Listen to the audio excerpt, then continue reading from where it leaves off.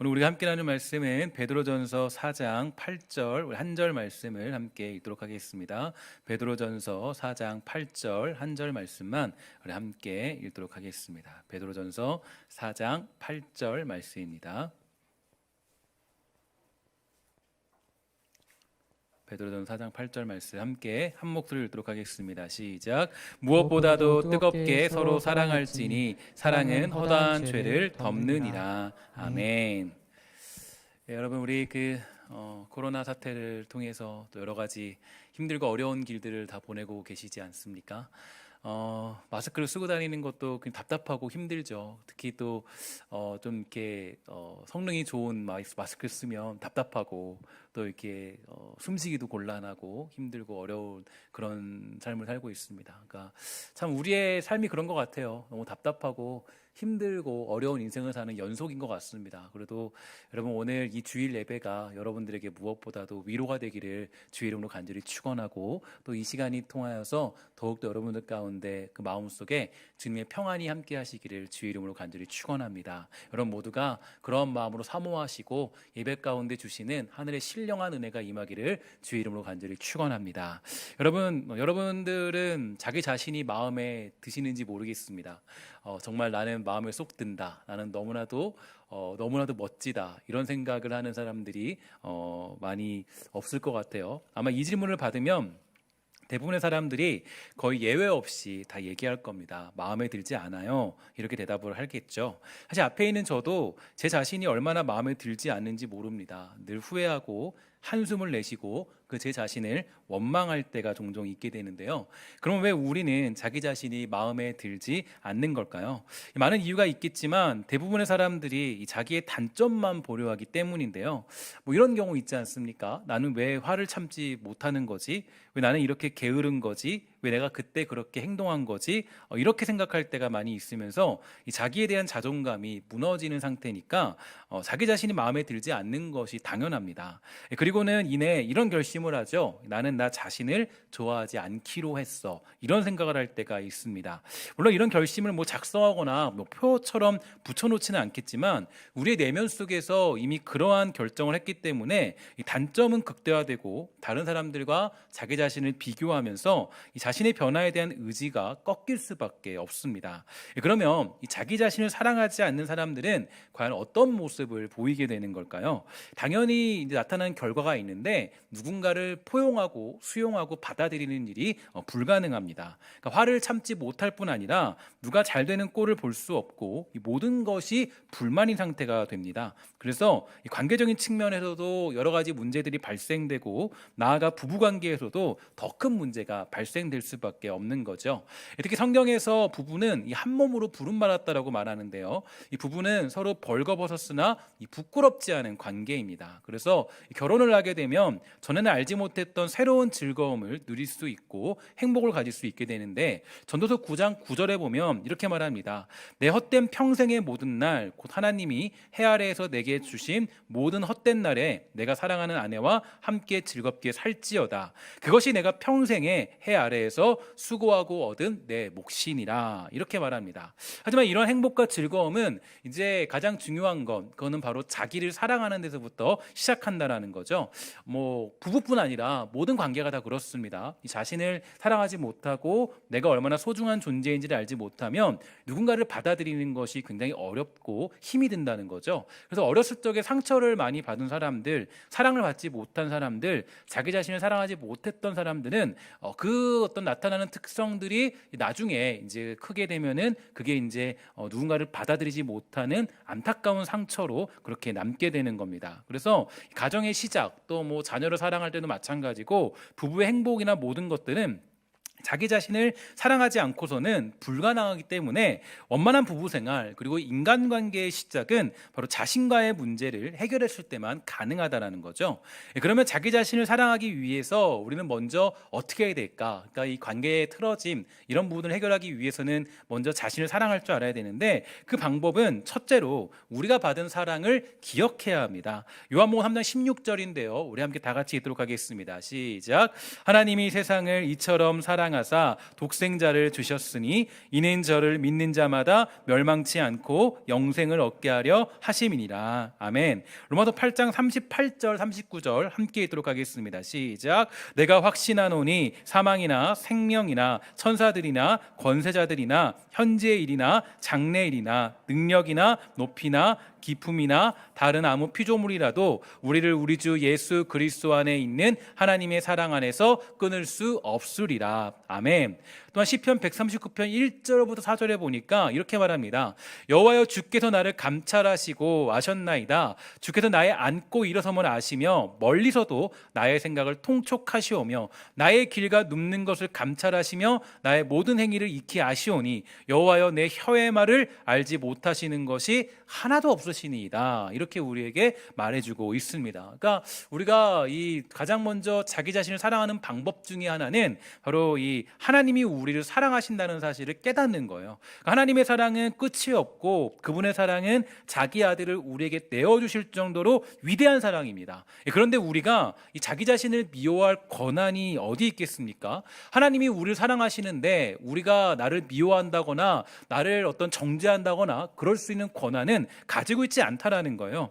비록 지금 문제가 있고 연약해 보여도 저와 여러분들 모두는 바로 하나님의 무한한 사랑을 받고 있는 존재라는 사실을 여러분 기억하시기를 주의 이름으로 간절히 부탁을 드리겠습니다. 왜냐하면 이 사실부터 시작하지 않으면 우리가 뭐 누군가를 사랑한다, 뭐 온유한다, 뭐 오래 참는다 이거 자체가 불가능해요. 그러니까 모든 어떤 사랑의 시작, 그러니까 성경이 말하는 사랑의 시작은 나 자신에 대해서 먼저 다시 체크해보고 점검해보고 내가 얼마나 위대한 사랑을 받고 있고 내가 얼마나 소망이 있는 존재라는 것, 하나님이 우리를 얼마나 사랑하신지를 깨달을 때 그때 모든 것들이 시작된다라는 것을 여러분 기억할 필요가 있다라는 거죠. 그래서 예수 믿는 첫 걸음, 예수 믿는 첫 시작은 바로 하나님이 나를 사랑하신다는 것을 깨닫는 데 있습니다. 아, 하나님이 나를 사랑하시는구나, 나를 사랑하시는구나, 나같이 부족하고 연약해도 그분이 나를 사랑하시는구나, 이 사실을 깨닫게 되면 이 신앙생활의 아주 중요한 시작점이 될 수 있는 겁니다. 그래서 그러한 사랑을 받고 있다는 것을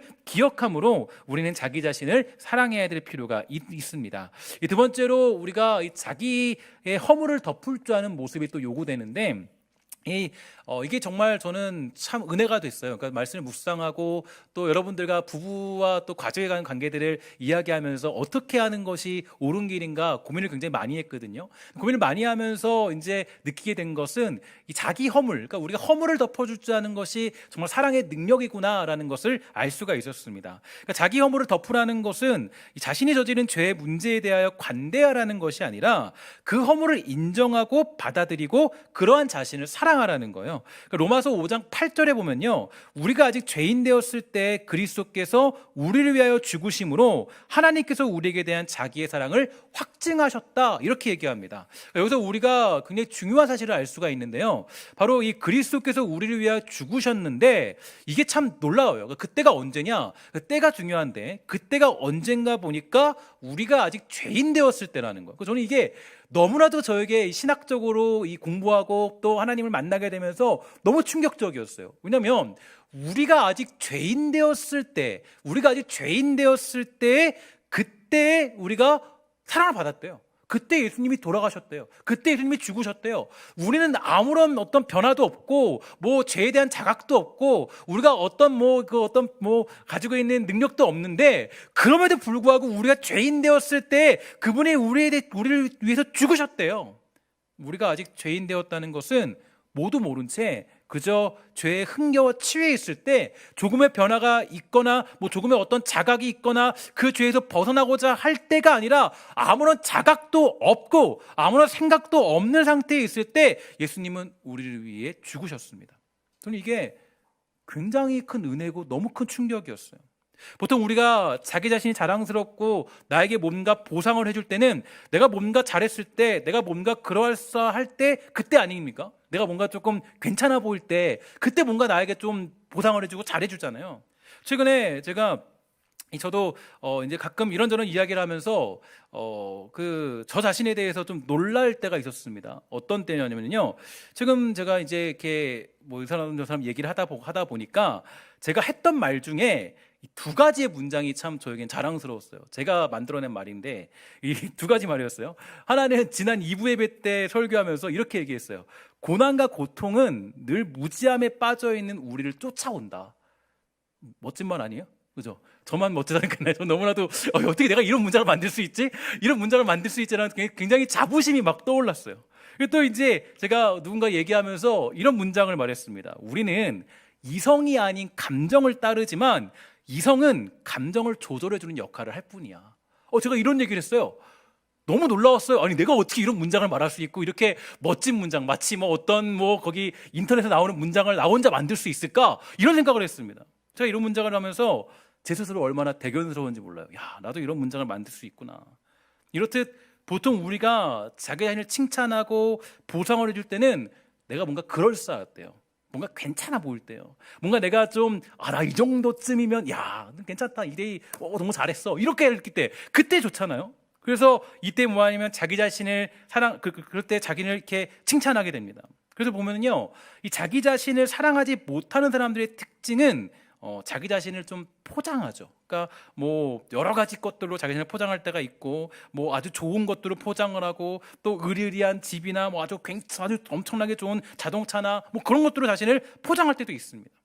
하지만 제가 오늘 여러분들에게 자기 허물을 덮어주라는 것은요, 예수님께서 자신을 덮어주신 것처럼 우리는 자기 허물을 덮어줘야 한다는 거예요. 그러니까 예수님이 막달라 마리아를 만났을 때, 사람들에게 쫓겨 죽을 위기에 처했을 때 그녀를 구해주시면서 사람들에게 말했습니다. 죄 없는 자가 돌을 쳐라, 이렇게 말씀하셨어요. 그러자 죄 없는 사람들이 없기 때문에 모두가 돌을 내려놓고 그 자리를 떠나게 됩니다. 그리고 예수님 말씀하세요. 이렇게 말하는 거예요. 다시는 그 일을 하지 말아라, 이렇게 말씀하세요. 그러니까 그녀의 허물을 완벽하게 덮어주셨지만 그 죄에서는 벗어나라는 의미예요. 그러니까 이게 굉장히 중요한 메시지인데, 삭개오도 그랬습니다. 그는 모든 사람들이 싫어하고 심지어 자기 자신도 싫어하는 사람이 세리장이었습니다. 그런데 예수님은 그러한 삭개오를 만나주시죠. 그 어떤 뭔가 삭개오가 대단한 일을 했고, 먼저 이웃을 도왔고, 먼저 내가 헌금을 했고, 그래서 만나주신 것이 아니라 그 사람이 너무 큰 허물이 있었지만 허물이 있는 상태에서 만나주셨어요.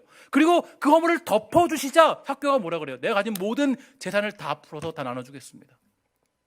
굉장히 중요한 메시지예요. 그러니까 우리가 누군가를 사랑하고 나 자신을 사랑할 때 허물이 없기 때문에, 괜찮아 보이기 때문에 우리를 사랑하는 것이 아니라, 사실은 허물을 덮는다는 것은 너무 부족하고 연약하지만 그러나 그 허물을 덮어줄 때 뭐가 있는 거예요? 내 안에 진정한 변화가 찾아올 수 있다라는 거예요. 그래서 자기 자신의 허물을 덮어주라는 것은 이래도 그만, 저래도 그만, 이래도 괜찮다, 그런 식으로 관대해지는 것이 아니라 그동안의 못나고 부족한 모습에 대한 자기 자신을 인정하면서 새로운 시작을 하라는 것입니다. 그래서 언제나 허물을 덮어주는 일 후에는 새로운 시작이 있어요. 그러니까 우리가 새로운 시작이 일어날 때, 새로운 변화가 일어날 때는 허물을 가지고 정죄할 때가 아닙니다. 정죄할 때는 새로운 일이 일어날 수가 없어요. 새로운 변화가 찾아올 수 없어요. 변화의 시작은 누군가의 허물을 덮어줄 때입니다. 누군가의 문제가 있을 때 그걸 덮어줄 때예요. 사랑으로 감싸줄 때예요. 정죄에는 절대로 새로운 변화가 일어날 수 없어요. 이게 성경이 가르쳐주는 놀라운 역사고 놀라운 법칙이에요. 예수님이 언제 우리의 허물을 지적하면서 그거 가지고 정죄한 적이 있습니까? 한 번도 없다라는 거예요. 허물을 덮어주심과 동시에 그 안에 뭐가 있어요? 사랑이 있죠. 막달라 마리아에게 정죄했습니까? 아니에요. 막달라 마리아의 허물을 덮어주셨어요. 그리고 그 안에 뭐가 있습니까? 너 이제 그 일을 그만해라. 덮어주는 가운데. 새로운 시작은 자기 허물을 덮어줄 줄 아는 데서부터 시작한다는 거죠. 잠언서 10장 12절에 보니까 이렇게 얘기합니다. 미움은 다툼을 일으켜서 사랑은 모든 허물을 가리우느니라. 오늘 말씀도 말하죠. 사랑은 허다한 죄를 덮는다. 이처럼 자기 허물을 덮지 않고 자기를 미워하면 다툼이 일어나지만 사랑은 모든 허물을 가린다 그래요. 그러므로 자기를 사랑하는 사람들은 그 허물을 가리고 덮어서 죄 있는 삶을 버리고 새로운 삶으로 살아갈 수 있는 겁니다. 자기를 사랑할 줄 아는 사람, 자기 허물을 덮고 용서할 줄 아는 사람, 이런 사람이 바로 누군가를 사랑할 수 있어요. 여러분, 그래서 저는 이 말씀을 준비하면서 하나님이 주시는 마음이 있었습니다. 여러분, 혹시 여러분들 가운데 자기 자신을 용서하지 못하는 분들 계십니까? 자기 자신을 받아들이지 못하는 분들 계십니까? 야, 내가 언제 어떻게 했는데? 여러분, 그러면 여러분 자신을 용서하시기를 주의 이름으로 간절히 축원합니다. 그럼 저는 베드로가 생각이 났습니다. 베드로가 예수님을 팔아넘겼을 때 그 죄책감이 얼마나 컸을까요? 너무 괴로웠어요. 그러니까 뭐예요? 베드로가 그 닭이 울었을 때 펑펑 울잖아요. 너무 괴로우니까. 근데 여러분, 예수님이 베드로를 찾아갑니다. 찾아가서, 야, 베드로, 너 나 사랑하니? 야, 여기서 이제 베드로가 무너지는 거죠. 보통 우리 같으면, 야, 너 어떻게 나한테 이럴 수가 있어? 너가 지금 내가 얼마나 잘 키웠는데 내가 너를 어떻게 키웠니? 근데 뭐예요? 예수님이 가서 뭐라 그래요? 야, 너 나 사랑하니? 이 한마디 한마디, 이게 막 정말 베드로의 비수를 찌르는 거예요. 그 허물에 덮어준 한마디가 찌르는 거예요. 그리고 그때 베드로는 뭐예요? 자기 자신을 용서하기 시작한 거예요. 아, 주님이 나 사랑하시는구나. 주님이 날 사랑하시는구나. 아직도 내가 주님을 사랑하길 원하시는구나. 그걸 깨닫게 된 거예요. 그러니까 여러분, 우리가 신앙의 시작은 사실은 우리가 보통 내 이웃을 사랑해라 이렇게 얘기하지만 사실은 이것보다 선행되는 게 어떤 겁니까? 신앙의 시작은 나 자신을 사랑하는 것부터 시작하는 거예요. 내 허물을 덮어줄 줄 알고 나를 용서할 때, 나의 못난 모습을 용서할 때. 그래서 여러분, 마태복음 22장 37절과 39절에 보면 이렇게 말하죠. 내 마음을 다하고 목숨을 다하고 뜻을 다하여 주 너희 하나님을 사랑하라 하셨으니 이것이 크고 첫째 되는 계명이요 둘째는 그와 같으니 내 이웃을 내 몸과 같이 사랑하라. 그럼 무슨 얘기입니까? 바로 내 이웃을 내 몸과 같이 사랑하라는 거예요. 내 몸과 같이. 그러니까 내 몸을 먼저 사랑해야 되는 거예요. 내 몸을 사랑하지 않으면 내 이웃을 사랑하는 것도 불가능해요.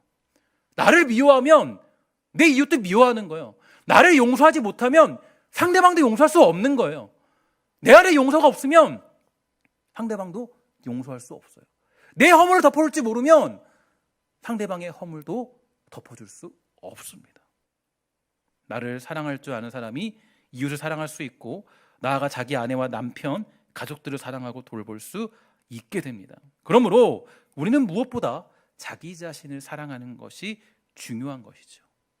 언젠가 제가 외국의 유명한 배우들이 자기 자신을 사랑하는 방법으로 한 가지 좀 너무 놀랍게 본 사진이 있어요.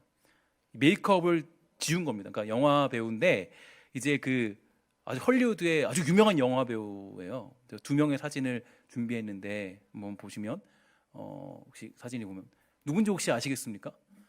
이 사진을 보면은 마치 좀 이렇게 교도소에 들어갈 것 같은 느낌이 좀 들죠. 근데 여러분, 너무 잘하는 영화의 주인공 아시죠? 타이타닉, 그죠? 타이타닉의 주인공 케이트 윈슬렛이라는 사람.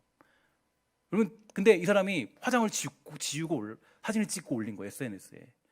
그러면서 이 사람이 이렇게 얘기했어요. 오늘 나는 메이크업을 지운 내 사진을 올립니다. 하지만 나는 여러분이 이 사진을 통해서 주름 그 이상의 것을 보았으면 합니다. 나는 진짜인 나를 포옹할 것이고 여러분 또한 자신에 있는 그대로의 모습을 받아들이고 사랑하시길 바랍니다. 이렇게 썼어요. 엄청난 용기죠. 그죠? 배우가, 그죠? 최고의 배우가 또 한 사람이 있습니다. 누구냐면 스칼렛 요한슨이라는 사람인데, 이 사람 아시죠? 어벤져스에서 아주 여전사로 나왔던 대단한 그런 사람인데 화장을 싹 지우고 사진을 찍었어요. 여러분, 어떻게 우리 집사님들, 권사님들 어떻게 다음 주에 화장 지우시고 오시겠습니까? 누군지 못 알아보고 우리 새 가족 등록할 수 있어요. 그렇죠? 여러분, 우리가 대단한 용기예요. 이 사람이 이렇게 얘기했어요. 연예인을 따라 하려는 사람들은 아름다움의 의미를 잘못 이해하고 있습니다. 남들에게 어떻게 보일지 생각하며 아름다움을 추구하는 것은 좋은 행동이 아니에요. 여러분은 지금 당신을 사랑했으면 합니다. 당신이 자신을 사랑하지 않는다면 누가 당신을 사랑하겠어요?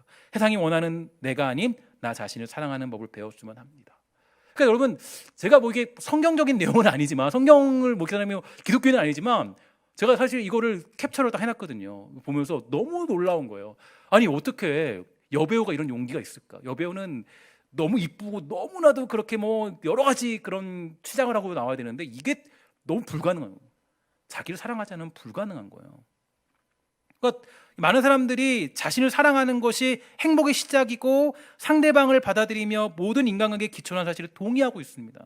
성경 역시 마찬가지예요. 누군가를 사랑하는 것, 누군가를 섬기고 돌보는 것, 그 시작은 바로 자기 자신을 사랑하는 것이 먼저라는 것을 강조해 줍니다. 그래서 어쩌면 부부를 가리켜서 한 몸이라고 하는 이유도 여기 있는지 모르겠어요. 부부는 한 몸이기 때문에 자기 자신을 사랑할 줄 아는 사람이 옆에 있는 부부를 정말로 사랑할 수 있습니다. 오늘 이 말씀을 듣는 여러분 모두가 얼마나 귀하고 아름다운 존재인가를 깨닫게 되는 기쁨과 능력이 있게 되기를 주의 이름으로 간절히 부탁을 드리겠습니다. 그러면 이제 우리는 어떻게 이 배우자를 진심으로 사랑하고 나아가 누군가를 깊이 사랑할 수 있을까요? 여러분, 물론 여러분들이 저보다 이 부부관계 선배이시기 때문에 제가 이렇게 말씀을 드리는 것이 그럴 수 있을지 모르겠지만, 제가 목회자로서 여러분들에게 여러 연구를 통해서 말씀을 드립니다. 그러니까 말씀을 묵상하다 느끼는 게 뭐냐면, 이 누군가를 깊이 사랑하는 거, 이 부부로부터 시작하더라고요. 부부 안에 있더라고요. 그래서 이 누군가를 깊이 사랑할 때 첫째로 중요한 것은 결혼의 목적을 분명히 해야 됩니다. 그러니까 바울은 고린도후서 7장 8절에서 이렇게 얘기했습니다. 내가 결혼하지 아니한 자들과 과부들에게 이르노니 나와 같이 그냥 지내는 것이 좋으니라. 그러니까 바울은 결혼하지 않은 자들에게는 자신과 같이 독신으로 지내는 것이 좋다고 말해요. 이게 여러분 우리 되게 또 놀라운 얘기죠. 그러니까 이미 결혼한 사람은 어쩔 수 없다고 해도 아직 결혼하지 않았다면 독신으로 살면서 마음껏 주님을 섬기는 것이 하늘의 상급을 쌓는 데 더 유익하기 때문입니다. 그래서 이 권면은요, 주님을 위해서 살 마음이 없는 사람에게는 부담이 될 수 있어도 주님을 사랑하는 사람에게는 오히려 결혼 문제로부터 자유하게 해줘요. 그러니까 이 말씀 앞에 우리가 살펴봐야 됩니다. 결혼의 동기와 목적을 봐야 돼요. 그러니까 그것은 하나님 앞에서 자기의 삶과 목적과 비전과 관계되는 문제입니다.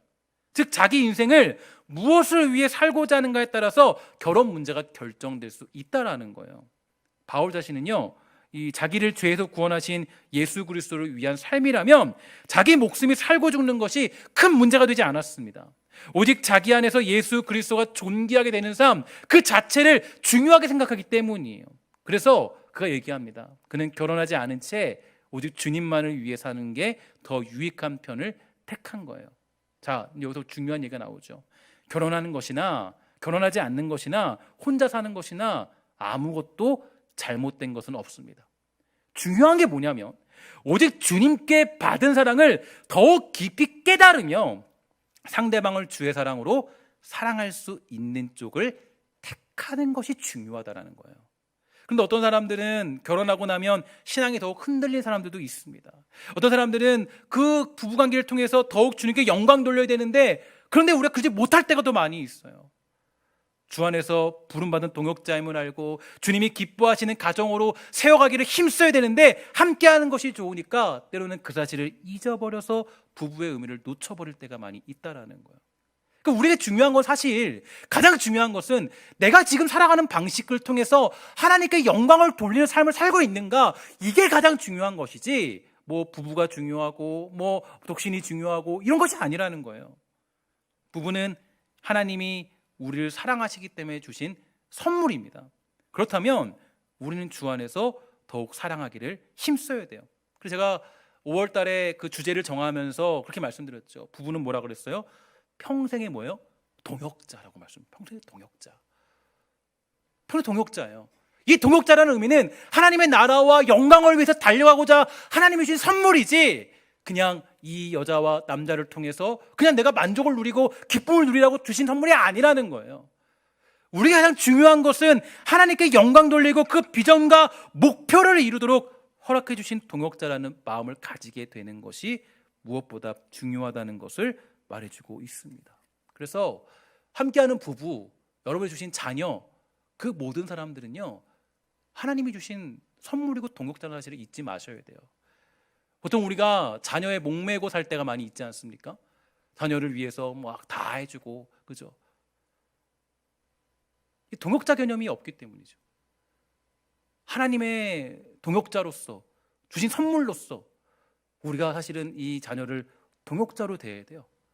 그럴 때 정말로 우리가 하나님의 뜻과 나라와 영광을 위해서 자녀를 키울 수 있는 것입니다.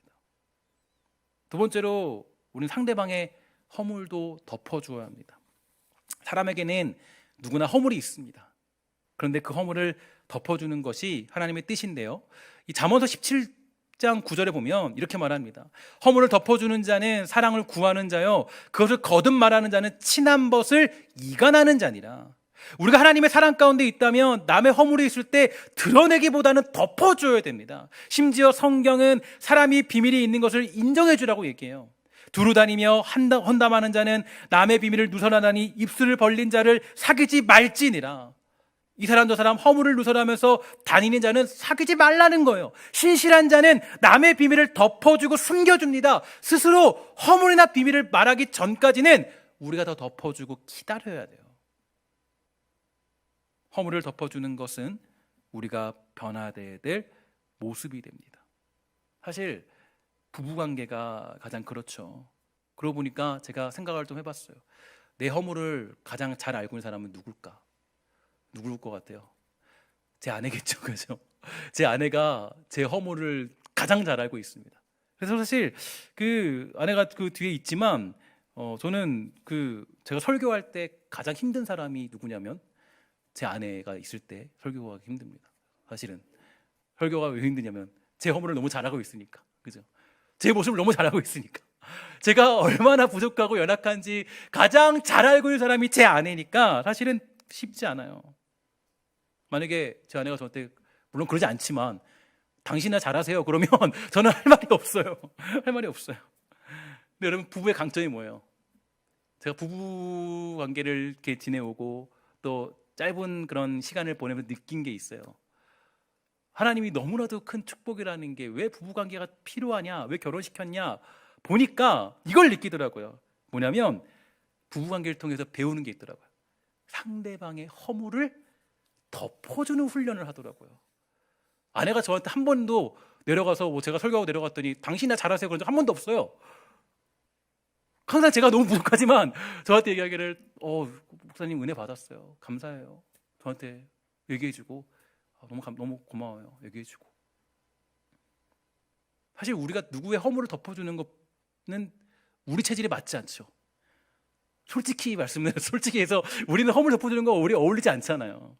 누군가 허물을 알면 이야기하고 싶은 것이 본능이고 참지 못하는 것이 세상적인 이치입니다. 여러분, 너무 잘하고 있는 일화가 있지 않습니까?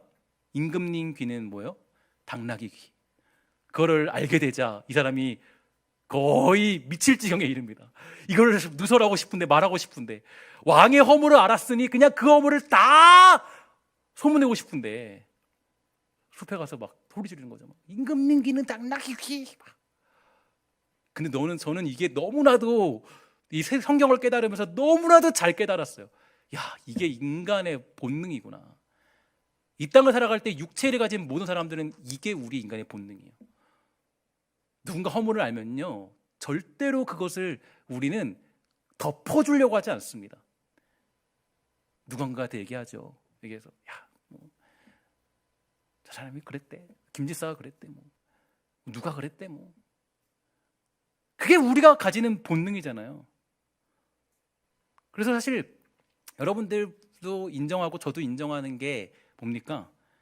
교회처럼 말 많은 것도 없다, 그죠? 교회처럼 말 많은 것도 없어요. 상대방의 허물을 참지 못하고 이리 말하고 저리 말하는 게 우리 인간의 본능이기 때문입니다. 그래서 저는 하나님이 세상의 법칙을 버리고 하늘의 법칙을 훈련하라고 아내와 남편을 우리에게 주셨다라고 생각합니다. 그러니까 이렇게 생각하셔야 돼요. 저 남편 그냥 내가 미워 죽겠다, 그게 아니라 하나님이 주신 허물을 덮어줘야 될 그 훈련의 대상이라는 생각해요. 남편의 허물을 덮어주고 아내의 허물을 덮어주는 것, 그게 우리가 가져야 될 중요한 마음이 됩니다. 예수님은 우리의 모든 허물을 덮어주셨습니다. 만약 우리 허물을 덮어주지 않고 다 드러내셨다면 여기서 예배할 수 있는 것이 불가능해요. 주중에 하나님께 기도하지 못했고 또 말씀 보지 못했고 예배하지 못하고 찬양하지 못했던 우리들의 모습을 다 드러내 보십시오. 어떻게 우리가 여기서 예배할 수 있겠습니까? 예배할 수 없어요. 저도 늘 이 자리에 올라올 때마다 기도해요. 하나님, 제 허물을 덮어주세요. 십자가의 보혈로 저를 덮어주세요. 안 그러면 제가 설교할 수 없어요. 어떻게 설교해요, 여러분들에게? 그런데 예배의 본질은 뭐예요? 우리의 허물을 덮어주는 가운데 하나님의 은혜가 임하여서 그 은혜 가운데 영광 돌리며 찬양하는 게 예배의 본질 아니겠습니까? 기다려주는 거예요. 이게 예수 그리스도의 십자가의 법칙이고 이것이 우리가 살아가야 될 천국 백성의 법칙이 됩니다. 사실 이러한 훈련을 가장 철저히 할 수 있는 사람이 바로 아내예요. 그리고 남편이더라고요. 세상에서 가장 못난 사람이 누굽니까? 어디 가서 자기 아내 욕하고 자기 남편 흉보는 사람들. 물론 오죽 답답하면 그럴 수 있겠지만은 아내 허물을 들추고 남편 허물을 들추는 것처럼 미련한 일도 없습니다.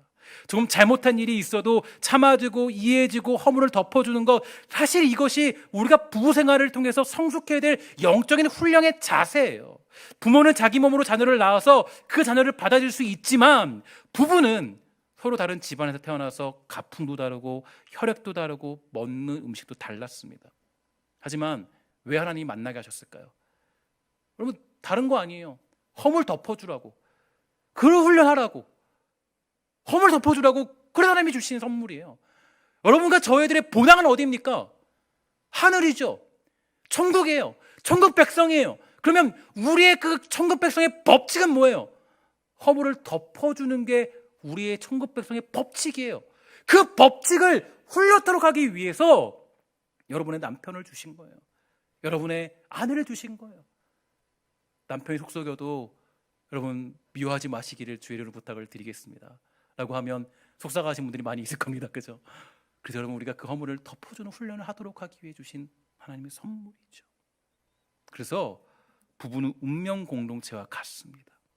부부는 같은 운명 아래, 같은 사명 아래 또한 천국 백성으로 훈련하며 살아가는 동역자이고 전우로 살아가는 사람들입니다. 이런 사실을 기억한다면 배우자의 허물을 덮고 한평생을 살아갈 수 있습니다. 여러분, 따라합시다. 우리는 천국 시민이다. 우리는 천국 시민이에요. 천국 백성으로 변화되었지만 아직 육체는 적응 중인 상태죠. 천국 백성으로 소속되었지만 그 백성으로서 살아가도록 훈련받고 있는 중입니다. 미국에 살던 사람이 한국에 귀하여 살기 위해서는 많은 훈련이 필요해요. 많은 노력이 필요하겠죠. 지금 우리가 그런 훈련들을 여러 방면으로 받고 있음을 기억하십시오. 그래서 여러분의 남편, 여러분의 부부, 여러분의 아내, 또 여러분의 자녀, 그 모든 사람들은 여러분들이 허물을 덮어주라고 주신 그런 주님의 선물이라는 것을 잊지 말기를 주의 이름으로 부탁을 드리겠습니다. 그럼 조금 더 넉넉하게 받아들이고 이해할 수 있을 거예요. 그렇죠? 하나 훈련시키는 거니까. 혹시 여러분들 가운데 그런 모습들이 있다면 그 허물을 덮어줄 수 있는 놀라운 은혜가 있게 되기를 주의 이름으로 간절히 부탁을 드리겠습니다. 마지막으로 이 찬송가 135장 3절에 보면 이런 가사가 있죠. 허물 많은 베드로를 용서하시고 의심 많은 도마에게 확신 주시고 사랑하는 그의 제자 가슴에 안고 부드러운 사랑으로 품어주시네. 예수님이 만약에 베드로를 내치셨다면, 만약에 예수님이 도마를 내쳤다면, 야, 너 나 의심하냐? 너 도대체 나 왜 의심하는 거야? 만약에 그랬다면 우리가 알고 있는 베드로와 도마는 나타날 수 없었습니다. 여러분, 절대로 우리가 이 법칙을 기억하셔야 돼요. 하나님의 능력은 정죄하는 데서 나타난 적이 한 번도 없습니다. 허물을 들추는 데서 나타난 적이 한 번도 없어요. 한 번도 그런 일에 하나님의 은혜가 드러난 적은 없습니다. 하나님의 능력은 언제나 상대방의 허물을 덮어줄 때이고 사랑으로 정말로 열정을 다하여 사랑하는 그 모든 열매는 허물을 덮어주는 것에서 시작된다는 것을 여러분 잊지 마시고, 여러분의 가정, 아내, 남편, 또 사랑하는 우리 교회, 정말로 이 모든 것들 가운데 우리가 사랑으로 허물을 덮어줄 줄 아는 능력들이 회복되는 놀라운 역사가 있게 되기를 주의 이름으로 간절히 축원합니다. 기도하도록 하겠습니다. 하나님, 감사합니다.